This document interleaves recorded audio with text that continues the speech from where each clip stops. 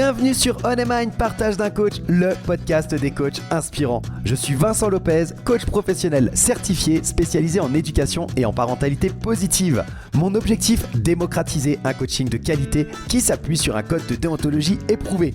Pour ça, en partenariat avec B-Coaching, je te présente chaque semaine une partie d'interviews de coachs professionnels, des experts passionnés et accessibles. Je te propose un voyage inspirant avec des coachs qui vont te présenter leur parcours authentique avec toutes les étapes qu'ils ont traversées. Leurs défis, leurs échecs et leurs réussites vont enrichir ta propre expérience. Et on ne s'arrête pas aux témoignages. Ils vont également te partager leur vision unique du coaching et te présenter des outils précieux pour t'aider toi ou tes clients à atteindre vos objectifs. Pour ne rien rater de l'émission, pense à t'abonner dès maintenant et ainsi rejoindre la communauté On Mind. Bonne écoute!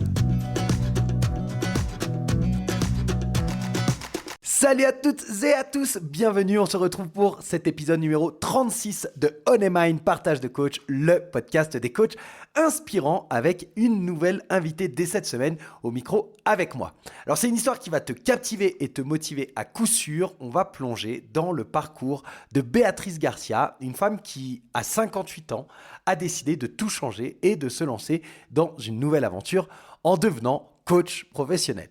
Alors imagine, après des années à travailler comme secrétaire médicale, puis manipulatrice radio surtout, Béatrice, elle a ressenti le besoin de se reconnecter à elle-même et de trouver une nouvelle voie. C'est pas tous les jours qu'on entend parler de quelqu'un qui a fait un tel changement à cet âge-là. Et crois-moi, son histoire, elle est pleine de défis, de découvertes et de résilience. Alors dans cette première partie de notre interview, Béatrice, elle va nous raconter ses débuts dans le monde médical, les hauts et les bas de sa carrière en radiologie et comment un burn-out l'a poussée à réévaluer sa vie professionnelle et personnelle. Tu vas découvrir comment elle a fait face à un environnement de travail toxique.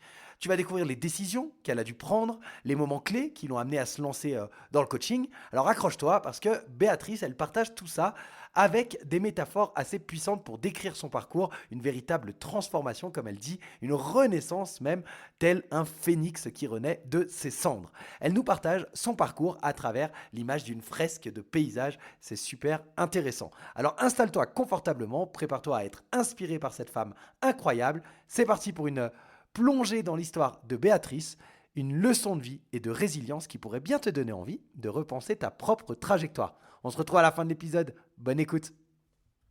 Salut Béatrice, bienvenue sur On Mind. Et salut Vincent. Comment vas-tu? Ben écoute, ça va. J'espère que toi tu as le soleil là-bas pour que tu m'en envoies un petit peu. Pas trop en ce moment. On Pas est trop. rentré dans une phase un petit peu plus hivernale. Alors je mets des guillemets Ah, parce que bon, l'hiver ici, c'est pas comme celui chez nous en France, mais disons qu'il y a un peu plus de ciel couvert, un petit peu moins de soleil et un petit d'accord. peu plus de pluie. Mais bon, il fait une quinzaine de degrés, donc ça va. Ah C'est ouais, pas. d'accord. Bon, alors ça va, j'ai rien à envier alors. Tu vois? Non, non, c'est Parce pas. On qu'il n'est fait pas pas non. très froid ici non plus, donc mais bon, on a de la pluie, mais il nous en faut à nous aussi, donc Bah voilà, c'est ça. C'est ça. L'eau, c'est la vie, hein. ouais, C'est la ouais, vie. Alors, durant toute l'interview, on vient d'en parler juste avant que je lance l'enregistrement. Je vais t'appeler Béa, c'est ce qui sera le ouais, plus ça simple. marche.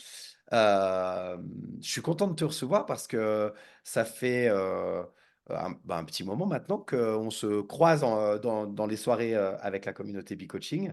On n'avait jamais vraiment eu l'opportunité de pouvoir échanger. Donc, moi, je suis toujours impatient de pouvoir découvrir des gens. Donc, je suis très content que tu aies accepté de prendre un peu de ton temps et puis de partager ce moment avec moi et avec les auditeurs et auditrices. Ouais, On va passer ensemble, comme pour les autres personnalités qui sont passées sur ce podcast, 4 épisodes. Et puis, on va rentrer directement dans le vif du sujet pour que tu puisses te présenter aux personnes qui nous écoutent et qui ne te connaîtraient pas encore. Euh, Petit rituel de On Mind maintenant, des petites questions inspirées du portrait chinois et qui font des liens normalement avec ta carrière professionnelle antérieure ou principale. Et on commence tout de suite, si tu le veux allez. bien.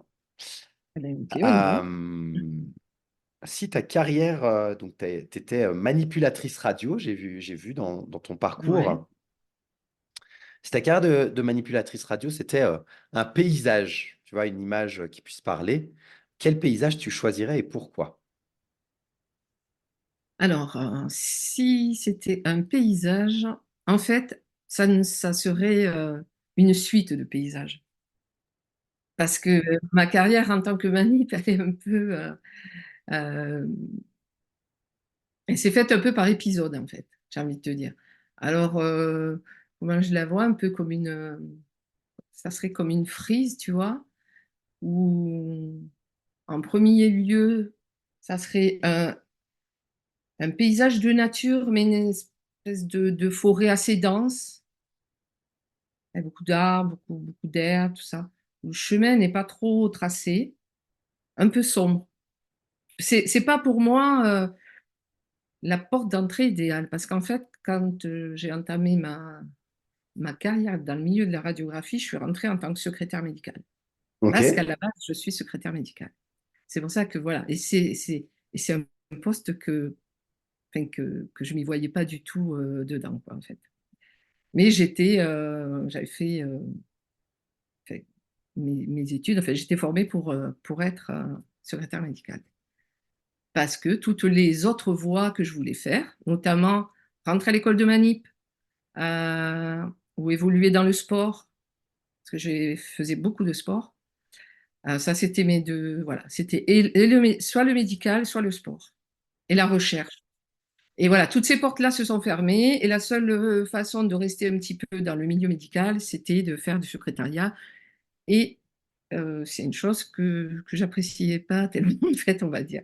Mais bon, voilà, il s'est présenté ma première proposition de travail quand je suis arrivée sur Toulouse. Je suis rentrée dans ce petit cabinet de radiologie où il n'y avait que le médecin et moi-même. Elle venait d'ouvrir.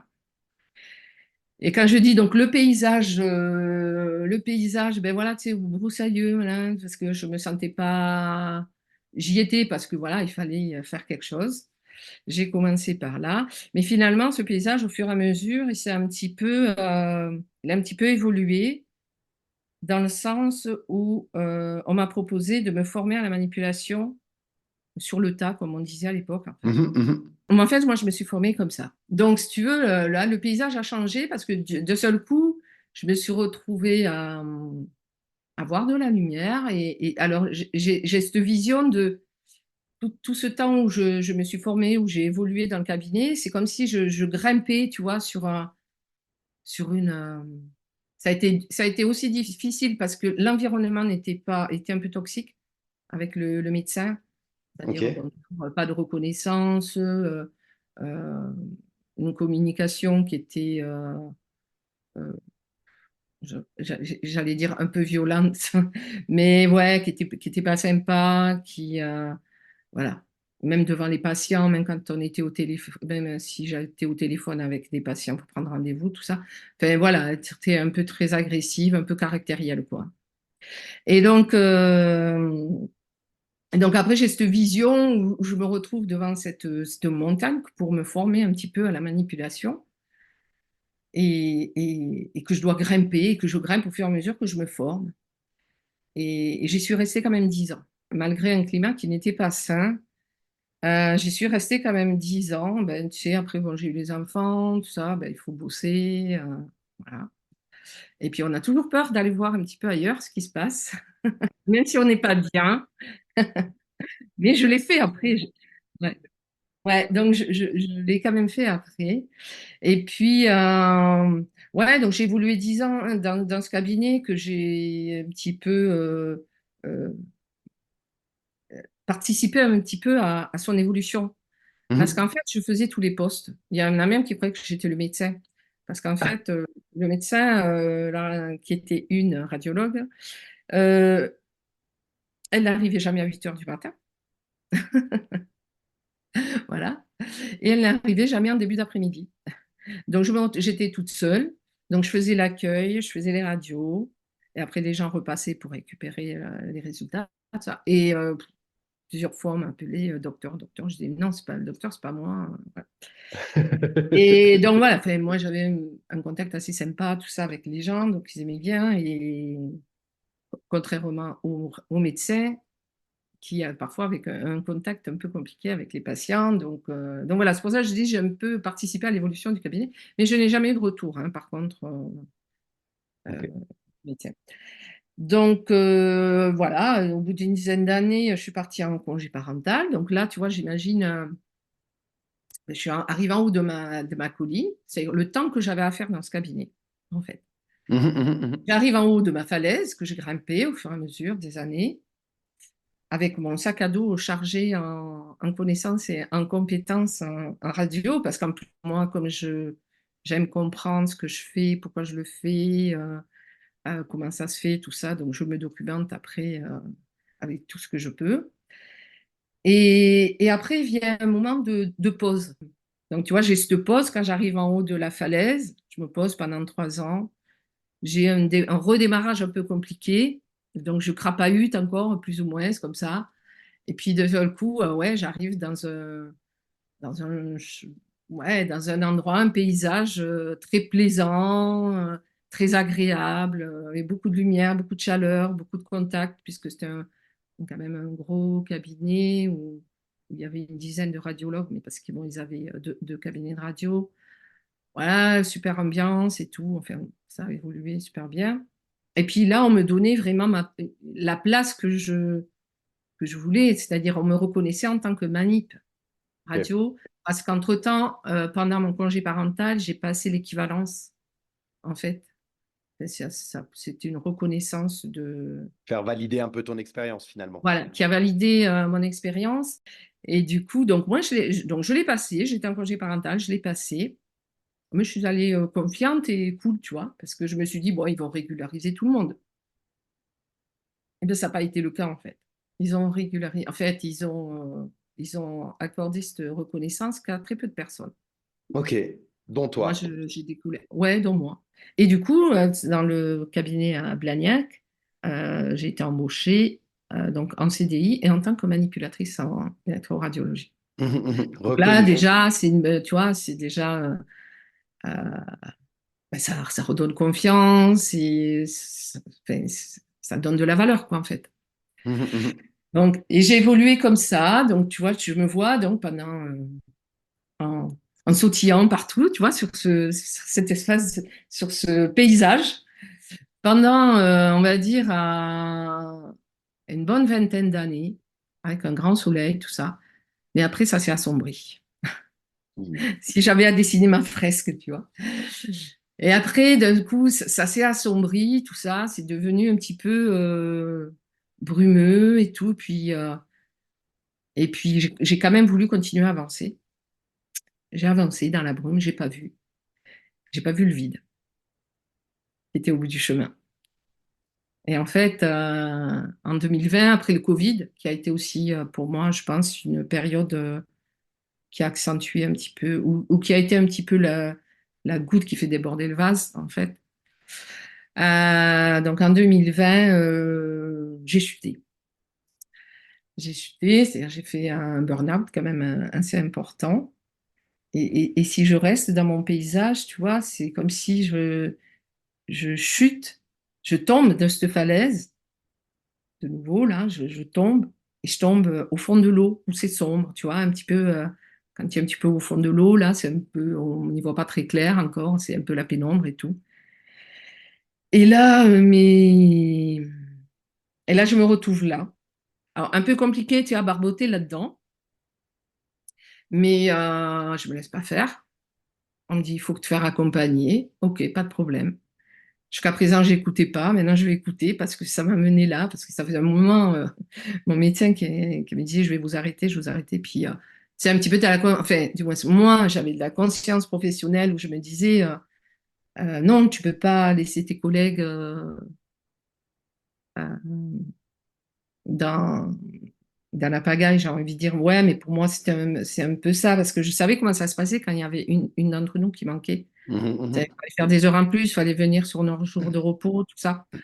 Donc voilà, je dis ben non, je peux pas vis-à-vis de mes collègues, tout ça, je peux pas. Même deux fois, tu sais, quand on était malade, on allait bosser, tout, donc c'était un peu, voilà. On va dire un petit peu à l'ancien À système. l'ancienne. C'est l'ancienne génération. On disait, tu avais de la fièvre le matin, tu prenais un Doliprane, tu reprenais toute la journée, tu bossais, quoi, en fait. C'est ça. Donc, voilà, c'était ça un petit peu. Mais bon, je ne crois pas que ce soit la meilleure des solutions. En tout cas, ouais, donc je fais ce plongeon et on me dit, il faut te faire accompagner. Ok, j'y vais. Je me fais accompagner et je tombe sur quelqu'un de formidable qui m'aide à remonter un petit peu, petit à petit. Enfin, ça a été très rapide quand même, parce que, euh, enfin, en gros, j'ai fait une thérapie, mais j'y allais toutes les semaines. Ok, assez intense, quoi. C'était intense, mais c'était ma demande, en fait. Mhm, Parce que je mhm. sentais que ça m'apportait quelque chose, en fait. Donc, j'y allais toutes les semaines. Donc, effectivement, j'ai fait un travail colossal.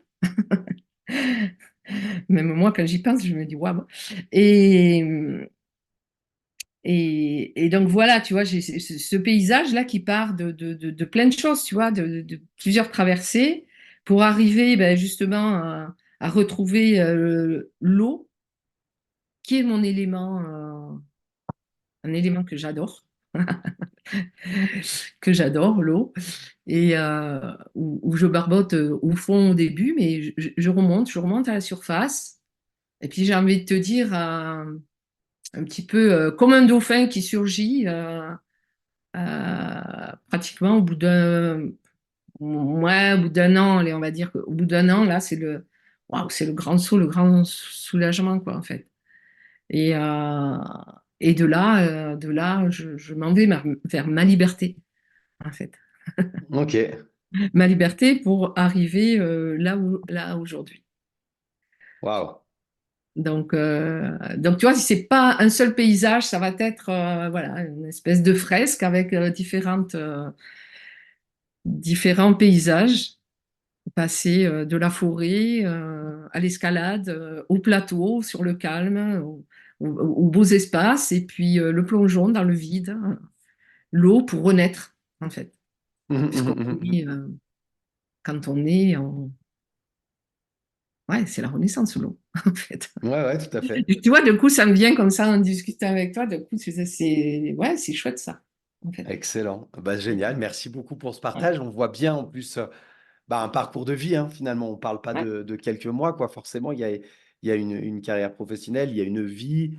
euh, les différents paysages que tu décris, je trouve. Alors, j'aime beaucoup.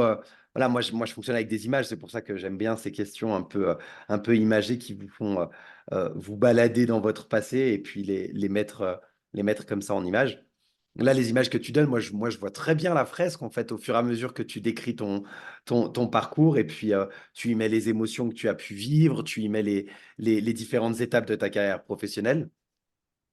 Et puis tu dis, j'arrive à la fin, je sors de l'eau comme un dauphin, c'est un peu la renaissance. Ça fait un très bon enchaînement. Si, pour arriver où tu es aujourd'hui, si tu devais justement représenter cette transition vers le coaching, euh, j'allais te dire par un animal, tu as cité le dauphin. euh, ouais, Qu'est-ce que ça représente? Comment tu vois cette transition vers le coaching? Et puis, dans ce que tu nous as raconté, bah, il manque une étape, à mes yeux en tout cas, où je ne l'ai pas ouais. capté. Euh, Comment tu en arrives au coaching? C'est-à-dire que comment Ouais, tu vois, tu nous as dit que tu te fais accompagner, tu fais une thérapie, ouais. donc tu as une personne, une professionnelle de santé qui t'accompagne, Mhm. et puis aujourd'hui, tu es au coaching. Donc, comment ça se passe, cette transition-là? Comment tu en arrives au coaching?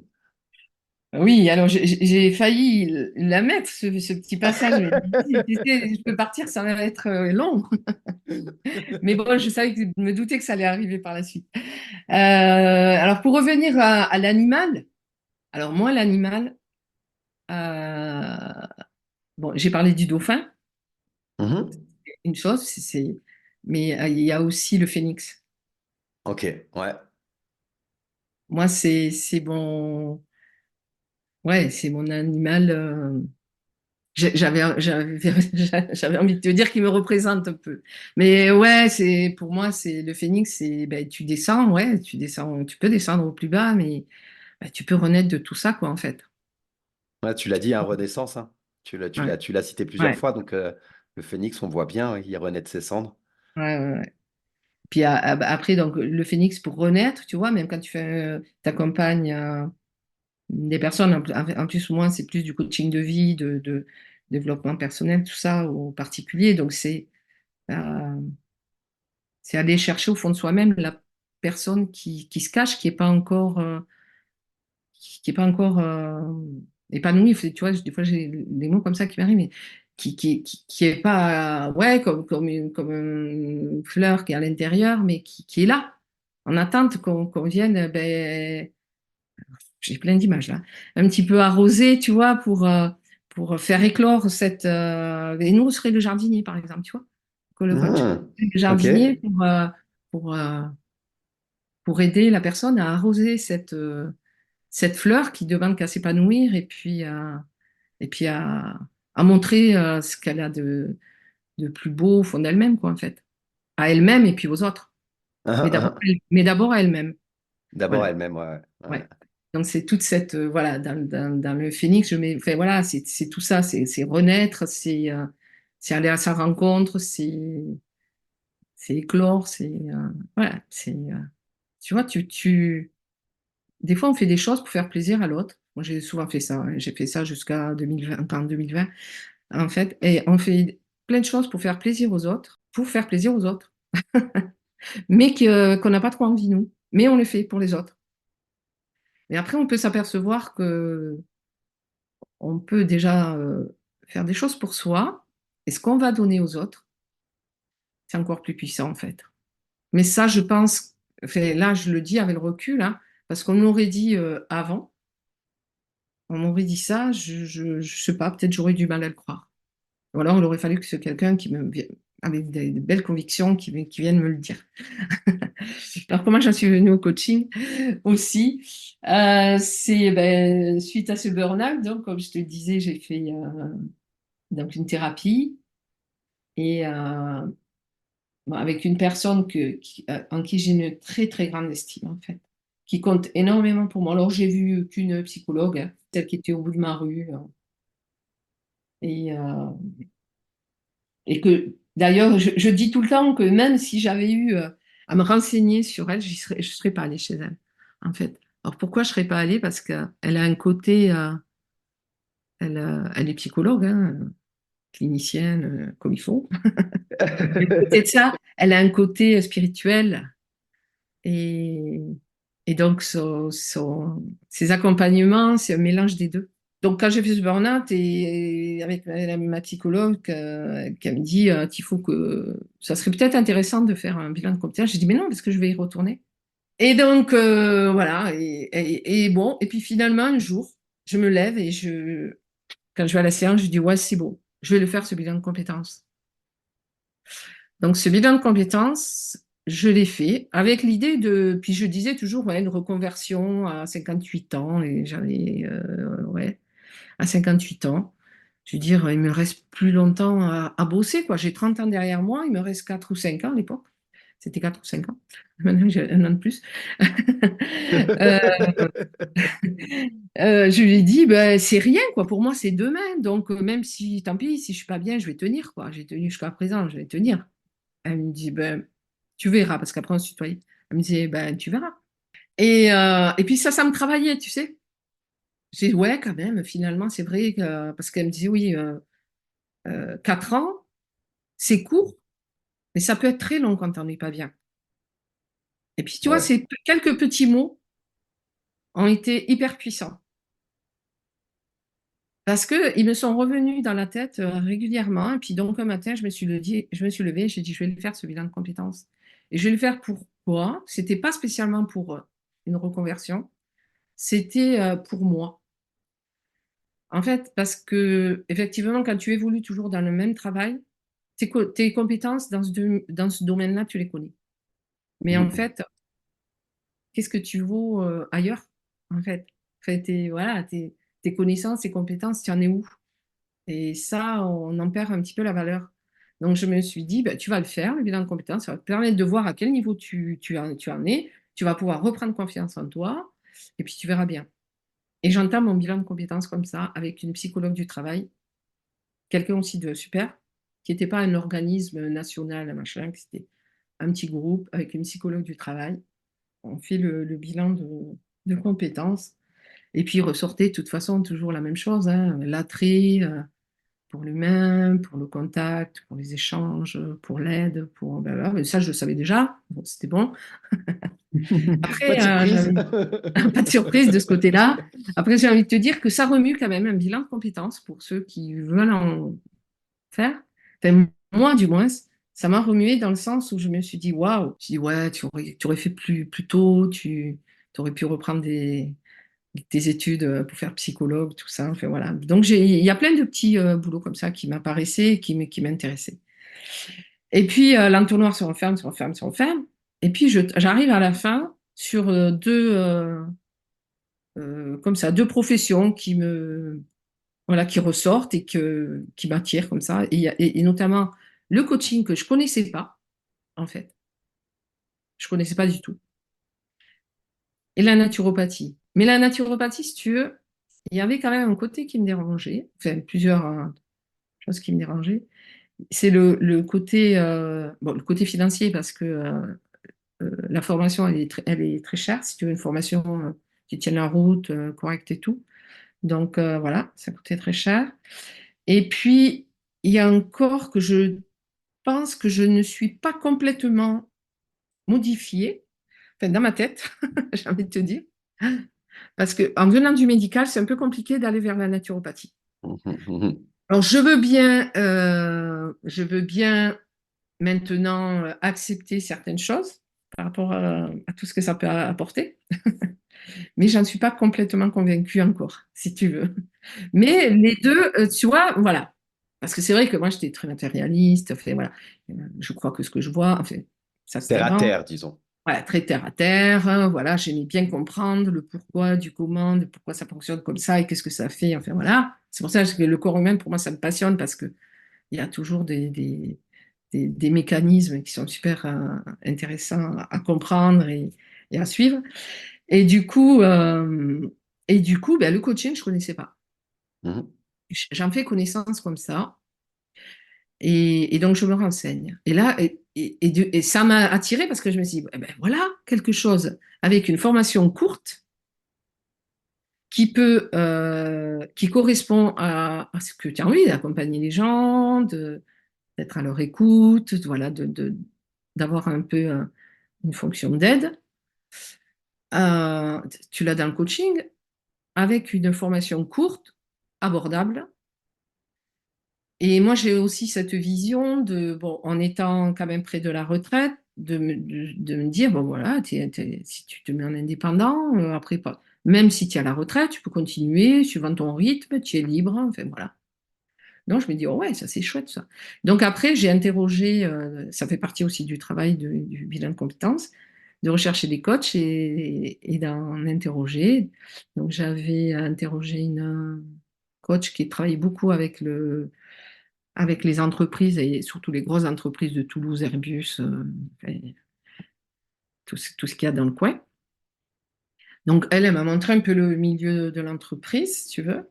Et après, j'avais contacté une jeune coach, c'est une ancienne infirmière aussi, qui avait fait une formation de coach, voilà, et qui m'a montré une autre facette. Et je dis, ben ouais.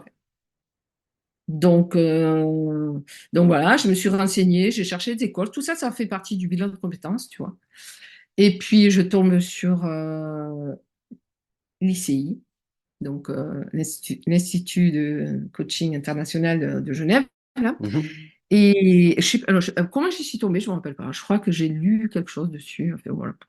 Je tombe là-dessus. Et comme dans mon idée, j'allais reprendre quand même le boulot, je me dis, de toute façon, il te faut une formation parce que moi, à Toulouse, j'en ai des écoles en présentiel et à Coaching Way, je crois, un truc comme ça. Mais je me suis dit, bah, tu vas reprendre le boulot, donc tu peux pas, tu peux pas faire du présentiel, donc tu vas faire quelque chose à distance. Et voilà, donc je contacte l'ICI, bon, ça se passe super bien. Et puis voilà, et puis je m'inscris, je me retrouve en formation dans la promo de janvier 22, la même promo qu'Alexandre Abdelhamid, qui c'est qu'il y avait des anciennes, Anan, il me semble qu'elle était avec nous, Linda, enfin bon, voilà, tout l'ancien groupe de départ. de départ. Et c'est comme ça donc que j'arrive dans le coaching en fait, mais qui pour moi correspond tout à fait à, à ce que j'ai envie, quoi, puis à ce qui me porte, enfin voilà, ce qui me tient à cœur. Voilà comment je suis arrivée au coaching. Longue histoire. Alors, ce que je retiens là-dedans et ce qui est étonnant, je ne sais pas si c'est étonnant, mais en tout cas, ce qui change beaucoup par rapport à beaucoup de personnes avec qui j'ai pu échanger, énormément de personnes sont passées par un coaching.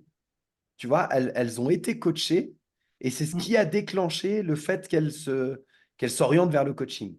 Or, toi, ça s'est fait différemment. C'est en partant de toi, de tes compétences, de ce qui t'anime en faisant ce bilan de compétences, etc., que le coaching apparaît alors que tu ne le connais pas. De là, tu te renseignes et en te renseignant, tu te dis, OK, j'y vais. mm. Et voilà, on arrive donc à la fin de ce premier épisode inspirant avec Béa, une femme incroyable qui a su réinventer sa carrière à 58 ans. Merci de tout cœur d'avoir écouté jusqu'au bout. C'est grâce à des auditeurs et des auditrices comme toi que ce podcast peut continuer à partager des histoires aussi inspirantes. Alors, pour résumer, on a exploré le parcours de Béatrice depuis ses débuts en radiologie, les défis, les moments clés de sa carrière, jusqu'à son burn-out et sa décision courageuse de se lancer dans le coaching. Elle nous a montré l'importance de se reconnecter à soi-même, de s'aligner avec ses valeurs, de ne jamais cesser d'apprendre, de grandir, le besoin de reconnaître le besoin de changement en fait. Béatrice, elle ressentait le besoin de se reconnecter à elle-même et de trouver une nouvelle voie avec ce burn-out et ses années dans son environnement de travail. Et donc, eh bien, ça fait partie des 5 grandes étapes qu'elle nous a partagées. Reconnaître le besoin de changement, explorer et se former, s'appuyer sur les expériences du passé, se reconnecter à soi et à ses propres valeurs, hein, et prendre des décisions clés et avancer à son propre rythme. Voilà, alors si cet épisode t'a plu, eh bien, n'hésite pas à laisser un avis sur Apple Podcast ou sur Spotify, ça permet de faire connaître le podcast. Partage l'épisode autour de toi. Ton feedback aussi est très précieux et m'aide à continuer à m'améliorer. Et surtout, reste connecté. La semaine prochaine, on retrouve Béatrice pour la deuxième partie de son interview fascinante où elle va nous parler de son développement personnel et spirituel, de ses défis en tant que coach, maintenant qu'on est arrivé au moment où elle rencontre le coaching, de l'importance et de la flexibilité et de l'authenticité. Je te promets, ça va être tout aussi inspirant. En attendant, tu peux me retrouver sur LinkedIn pour échanger sur les sujets qui te tiennent à cœur. Je réponds à tous les messages, alors n'hésite pas. Encore un grand merci pour ton écoute, pour ton soutien. Passe une excellente journée et à très bientôt pour de nouvelles histoires inspirantes sur On Mind Partage de Coach, le podcast des coachs inspirants. Bye bye.